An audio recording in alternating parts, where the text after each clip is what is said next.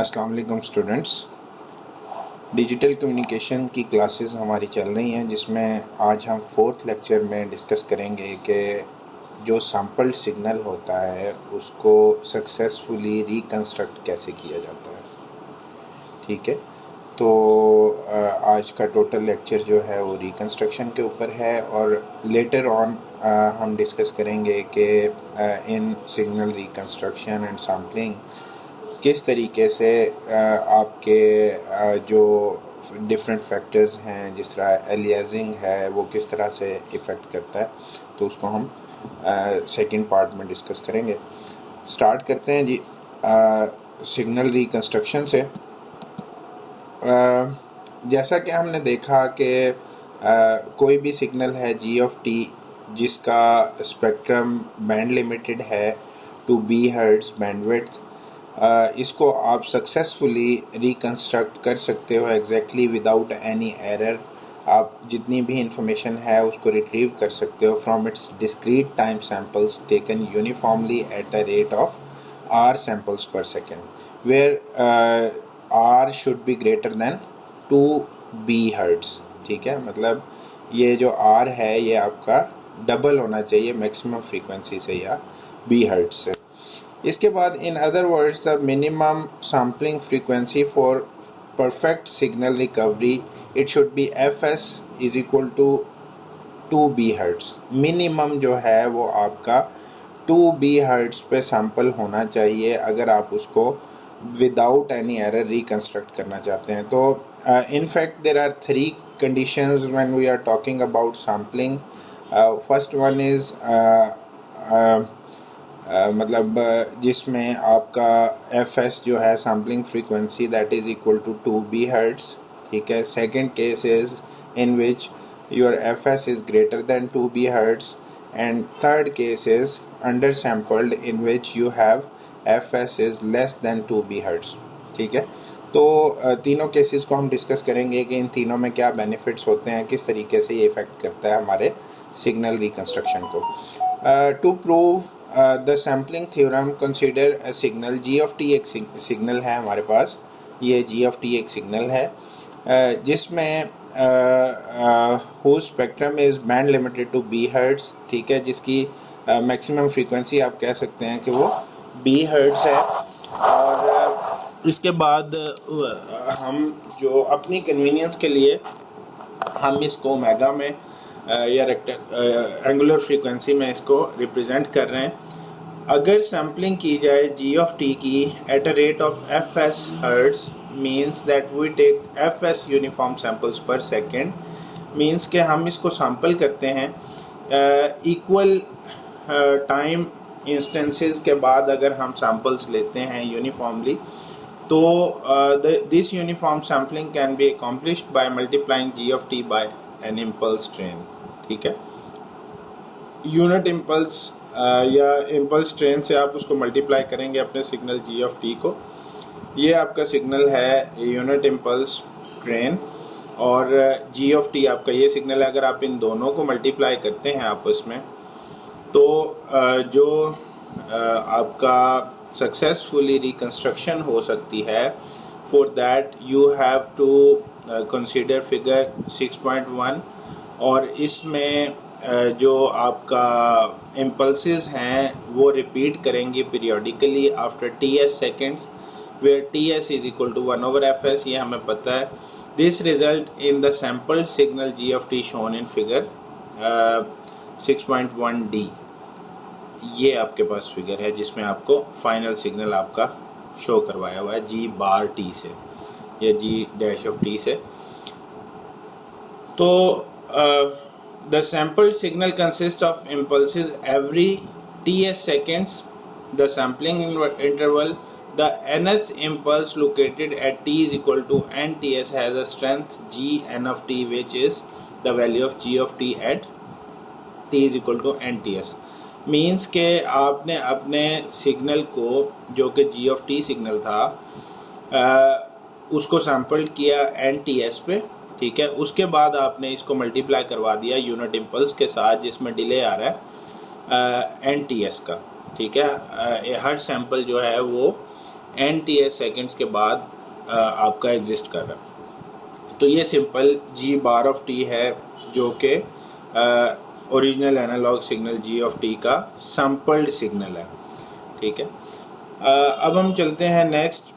अगर जो हमें वो सिग्नल गिवन है वो कुछ इस तरह का होगा जिसमें आपकी value unit impulse at TS will be equal to 1/TS 1 + 2 cos omega st plus 2 cos 2 omega st plus 2 cos 3 omega st and so on.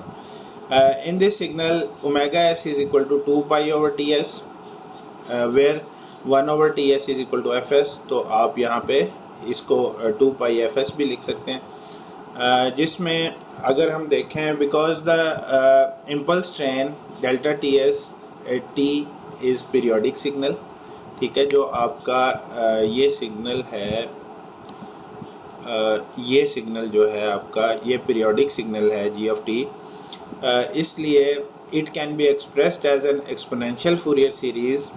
आप इसको इस तरह से रिप्रेजेंट कर सकते हैं एक्सपोनेंशियल फूरियर सीरीज़ की फॉर्म में, या फिर उसका अल्टरनेट आप कुछ इस तरह से लिख सकते हैं 1/TS n is equal to -∞ to ∞ e j n omega s of t। ठीक है, आप इस तरह से भी इसको लिख सकते हैं, whereas omega s is equal to 2 pi/TS और 2 pi Fs। ठीक है, देयरफॉर इसको फर्दर हम लिख सकते हैं कि आपकी ये जो फॉर्म है, इस फॉर्म में आप इस पॉइंट को रिप्लेस कर सकते हैं simple delta TS at T के साथ। तो G bar of T will be equal to 1/TS summation of n is equal to -∞ to ∞। G of T आपका इनपुट सिग्नल है और आपने उसको मल्टीप्लाई करवा दिया यूनिट इम्पल्स एट TS के साथ जो आपने यहाँ पे फाइंड किया था। इसके बाद to find G bar of T frequency response अगर आपने फाइंड आउट करना है the Fourier transform of G bar of T, we take the Fourier transform of the summation in equation 6.3। इस इक्वेशन का आपने सिंपल Fourier transform लेना है based on the frequency shifting property। the transform of nth term is shifted by NFS। ठीक है, G of F में ये आपका जो सिग्नल है that will be shifted at NFS और बाकी आपका G of F as it is रहेगा। This means that the spectrum G bar of F consists of G of F, जो आपका G bar of F है that consists of G of F scaled by 1/TS और NFS। ठीक है, Fs जो है 1/T है, तो इसको आप इस तरह से भी रिप्रेजेंट कर सकते हैं repeating periodically with period of Fs is equal to 1/TS। ठीक है, तो दोनों फॉर्म में से किसी भी एक फॉर्म में आप लिख सकते हैं, NFS की फॉर्म में भी लिख सकते हैं और 1/TS की फॉर्म में भी लिख सकते हैं। अगर आप रिकंस्ट्रक्ट करना चाहते हैं अपने सिग्नल को, तो उस केस में जो आपका सैम्पल्ड सिग्नल है वो कुछ इस तरह से शो हो रहा होगा, जिसमें पीरियोडिकली एक सर्टेन टाइम पीरियड के बाद ये खुद को रिपीट कर रहा होगा। इसको हम G बार ओमेगा से रिप्रेजेंट करेंगे। फर्दर हम चलते हैं जी। इसकी आइडियल रिकंस्ट्रक्शन के लिए हमें आइडियल लो पास फिल्टर की ज़रूरत होती है, जिससे हम अपने सिग्नल को पास करवाते हैं और अनवांटेड फ्रीक्वेंसीज जो हैं वो हमारी कट ऑफ हो जाती हैं और जो हमारी रिक्वायर्ड या डिज़ायर्ड फ्रीक्वेंसीज हैं वो हमें रिसीव हो जाती हैं। G bar omega is equal to 1/TS in which summation n is equal to -∞ to ∞, where G omega is with the difference of n omega s। मतलब आपके जो सैम्पल्स हैं वो डिलेड आ रहे हैं n omega s के हिसाब से, in which sampling frequency is greater than 2b whereas Ts is less than 1/2b। तो इस सारे प्रोसेस को जो कि सिग्नल रिकंस्ट्रक्शन का है, सैम्पल्ड सिग्नल को रिकंस्ट्रक्ट करने का है, इसको हम कहते हैं रिकंस्ट्रक्शन और इंटरपोलेशन प्रोसेस। ठीक है, interpolation is the process of constructing original message G of T from sampled message G of T। ठीक है, तो ये किस तरह से होता है? पहले मैंने आपको बताया कि आप एक रेक्टेंगुलर वेव फॉर्म लेते हैं जो कि एच ऑफ टी है, ठीक है, rect t over t s, then जो आपकी जी ऑफ टी होगी that will be multiplied by h of t with g of t bar, ठीक है। तो केथ सैंपल अगर आप कंसीडर करते हैं, फ़र्ज़ करें इस सैंपल की वैल्यू मैं कंसीडर करता हूँ kth sample of g bar of t, ठीक है। जी बार ऑफ टी का मैं केथ सैंपल लेता हूँ, इसके जो कि मैक्सिमम वैल्यू है, जनरेट्स इम्पल्स ऑफ हाइट जी के ऑफ टी एस, ठीक है। इसकी टोटल हाइट जो है दैट इज़ के टी ऑफ एस, और it is at this time instant. तो ये के टी एस टाइम इंस्टेंस पे है, और इसके अंदर जो डिले आ रहा है that is unit impulse is multiplied with this input signal in which delay is kts, and then filter output जो आपकी आएगी that will be product of g of kts rectangular t over ts के, ठीक है। For the complete signal output y of t will be equal to summation of g of kts rectangular t over ts, ठीक है। तो जो आपकी rectangular form थी इसको आपने बेसिकली अपने जी बार ऑफ टी जो कि सैम्पल्ड सिग्नल था इससे मल्टीप्लाई करवाया, और जब इनको मल्टीप्लाई करवाएंगे के टी एस, उस केस में आपके पास जो रिकन्स्ट्रक्टेड सिग्नल आएगा that will be y of t, ठीक है। तो इसके बाद आइडियल रिकन्स्ट्रक्शन में जो एच ऑफ टी है that is a rectangular wave at t over t s is equal to rectangular 2bt। तो इसको आप इस तरह से भी रिप्रेजेंट कर सकते हैं, और इसकी वैल्यू जो है maximum amplitude that is represented by h omega, it will be at equal to t s sinc, ठीक है, जो कि एक सेंक फंक्शन है, omega t s over 2 is equal to 1 over 2b sinc omega over 4b। तो ये एक simple h omega का फार्मूला है जिसको आपने आइडियल इंटरपोलेशन के लिए यूज़ करना है, या इसको आप आइडियल इंटरपोलेशन फ़िल्टर भी कहते हैं, कि आपने अपने सिग्नल को इस रेक्टेंगुलर फ़िल्टर से गुजारना है, और जब इसके साथ आपका सिग्नल मल्टीप्लाई होगा तो हम देखते हैं कि किस तरह से आपका रिज़ल्ट आता है। बेसिकली जो एच ओमेगा है that is from -πb to 2πb, ठीक है, और इसकी वैल्यू होगी t s rect into omega over 4πb, ठीक है। अब आपने क्या करना है, आपने सिंपल एच ऑफ टी, आपके पास एक सिग्नल है 2bts सेंक 2πbt जो कि आपने प्रीवियस यहाँ से लिया। इसके बाद आप देखें कि जो ये मीडियम वेव फॉर्म की वैल्यूज़ आ रही हैं यहाँ पे, it will B -1 over 2b, और इस पॉइंट पे it will B 1 over 2b, ठीक है। मीन्स के हाफ आप कंसिडर कर रहे हैं टोटल वेव फॉर्म का, और इसमें अगर आप नाइक्विस्ट रेट को कंसिडर करें, Nyquist rate is always equal to 2bts is equal to 1, ठीक है। मीन्स के अगर इसको हम कंसिडर करें ts is equal to 1 over 2b, ठीक है, और अगर 1 ओवर 2b के 2b को हम दूसरी साइड पे ts से मल्टीप्लाई करवा दें तो 2bts इज इक्वल टू 1। तो ये 2bts will be replaced by 1, and your h of t will be h of t is equal to sinc 2πb of t। इसमें अब हमने क्या करना है, simple g of t extract करने के लिए आपने जो भी g ऑफ kts की वैल्यू है that will be multiplied bye h of t minus kts, ठीक है। इसके साथ h t माइनस kts की वैल्यू आप यहाँ पे फाइंड आउट कर चुके हैं, जिसमें t की को आप रिप्लेस कर देंगे t माइनस kts से, बाकी as it is h of t की वैल्यू आ जाएगी। अब आपने इन दोनों को आपस में मल्टीप्लाई किया, जो आपके पास फाइनल सिग्नल आएगा that will B g kts सेंक 2πbt माइनस k ऑफ पाई, ठीक है। जब ये आपका फार्मूला क्या कहलाता है, इंटरपोलेशन का फार्मूला। और ये डायग्राम शो करवा रही है कि जो भी आपका GFT सिग्नल होता है उसके सैम्पल्स के अगेंस्ट हर सैम्पल के लिए आपका एक सिंक फंक्शन जनरेट हो रहा होता है और उस सिंक फंक्शन को आपने लो पास फिल्टर से गुजार के अपनी ओरिजिनल वेव जो है उसको रिकंस्ट्रक्ट करना होता है। आप देखें जितने भी सैम्पल्स हैं हर सैम्पल का एक अलहदा से सिंक फंक्शन है और हर एक जो है वो आपकी वैल्यू हर सैम्पल की डिफरेंट है और इस सब से आपने मैक्सिमम जो है वो आइडियल रिकंस्ट्रक्शन या आइडियल इंटरपोलेशन करनी होती है। इसके बाद जब भी हम रिकंस्ट्रक्शन करते हैं तो हमने ये देखा कि नाइक्विस्ट रेट या सैम्पलिंग फ्रीक्वेंसी जो है वो एक की रोल प्ले करती है।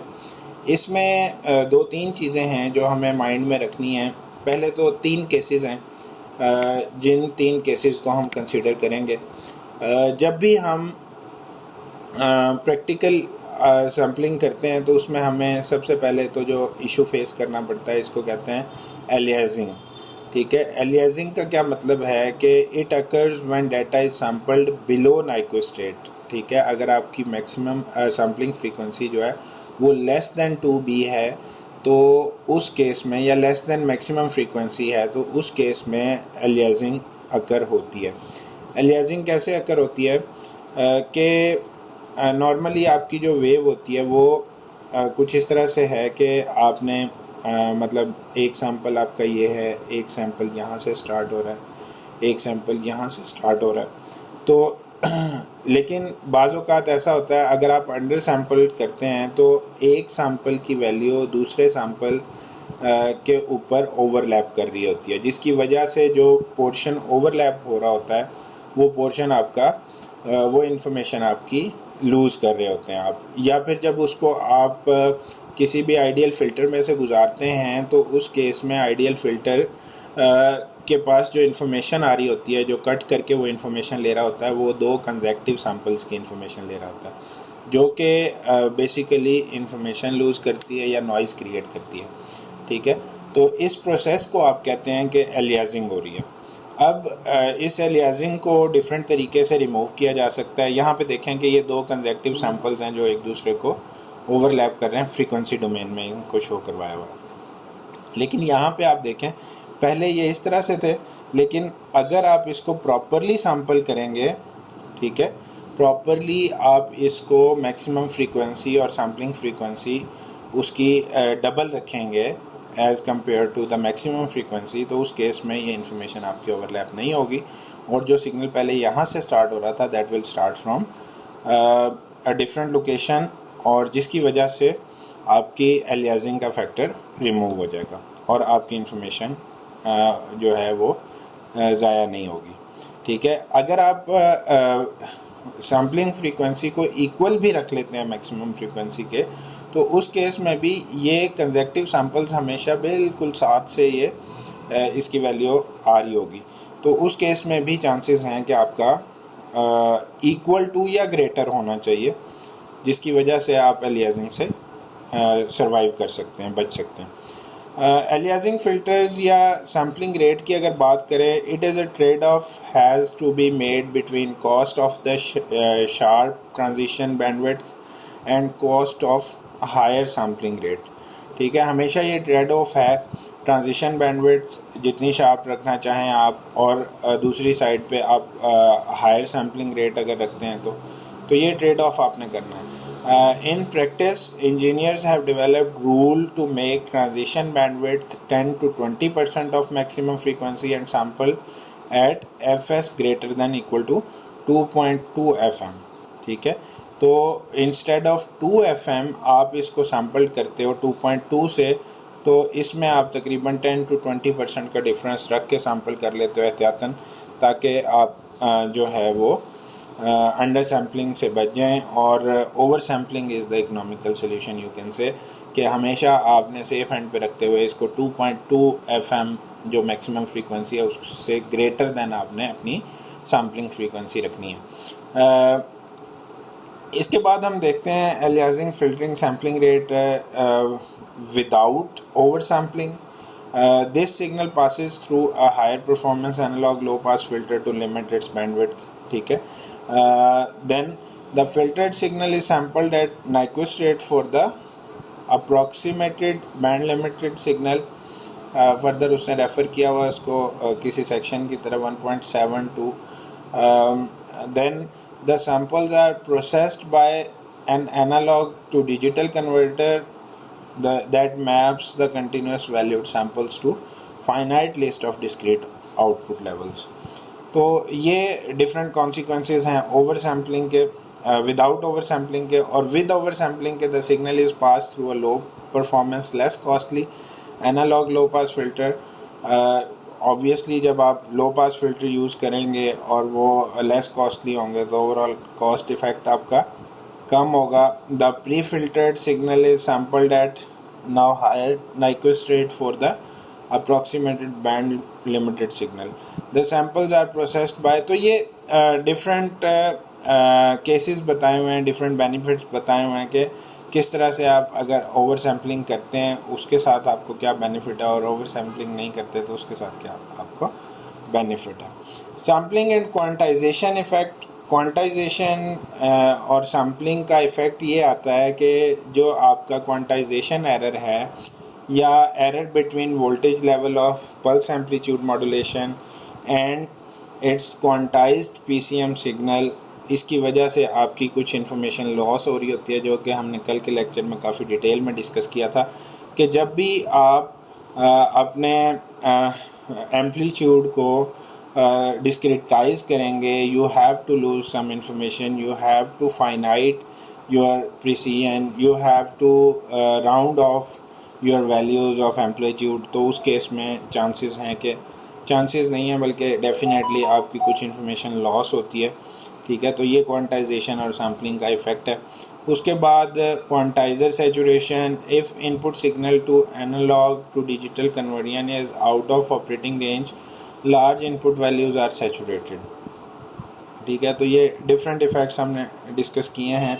इसके बाद एक और इफ़ेक्ट आता है कि timing jitter occurs if sampling is not done at uniform intervals. मगर अगर आप सैम्पलिंग यूनिफॉर्म इंटरवल्स पे नहीं करते तो उस केस में जो आपके सैम्पल्स अकर हो रहे होते हैं वो आइडियली जहाँ पे होने चाहिए उसमें, और जो आपके जनरेट हो रहे होते हैं सैम्पल्स उसमें डिस्प्लेसमेंट आ जाता है, कुछ वैल्यूज़ आगे पीछे होती हैं इंफॉर्मेशन की सैम्पल की, तो जिसकी वजह से जिसको आप कहते हैं कि टाइमिंग जिटर है. ठीक है, jitter is a random phenomenon, hence sampling positions can not be accurately known. मतलब आपकी जो सैम्पल्स की वैल्यूज़ हैं वो एक्यूरेटली नहीं आती. Timing jitter can be controlled by very good power supply isolation and stable clock. ठीक है, जितनी आपकी क्लॉक स्टेबल होगी, जितना अच्छा आप पावर सप्लाई देंगे, उतना ही ज़्यादा बेहतर आपका टाइमिंग जिटर होगा और इसको आप कंट्रोल कर सकते हैं. That's it for today's lecture. बाकी हम नेक्स्ट लेक्चर में डिस्कस करेंगे. ठीक है, थैंक यू, अल्लाह हाफिज़.